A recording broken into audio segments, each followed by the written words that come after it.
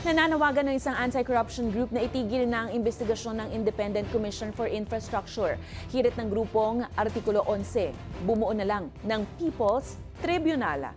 Ang detalye niyan sa balitang A to Z ni Kim Salinas. ICI ni Marcos, ibasura! Tinuligsan ng anti-corruption group na Artikulo 11 ang Independent Commission for Infrastructure o ICI na siyang nag-iimbestiga sa mga anomalya sa government projects. Tingin ng grupo, planado na ang magiging resulta ng investigasyon. Scripted, gumawa ng ICI para doon na lahat ipagkasya. Ang ICI, ililimitahan ng investigasyon, tapos pwede na sila ulit mag-reset.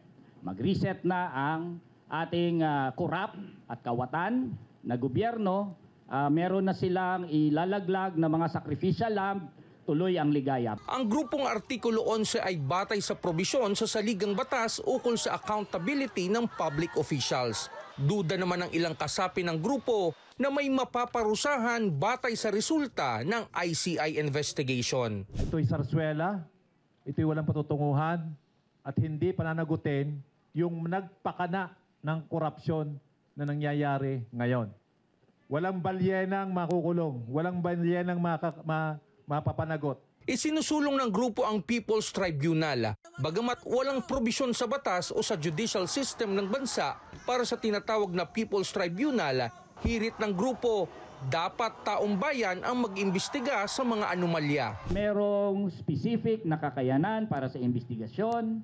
Kung yan ay mga COA, dating mga COA auditors man, abogado, justice. Pero ang pinaka-importante, may direktang partisipasyon ang mamamayan ng lahat ng mga organisasyong pangmasa. Reklamo ng grupo, hindi transparent ang ICI investigation. Lumalabas yung klarong manipulasyon kung para pagtakpan o i-manage yung takbo ng investigasyon hinggil sa korupsyon.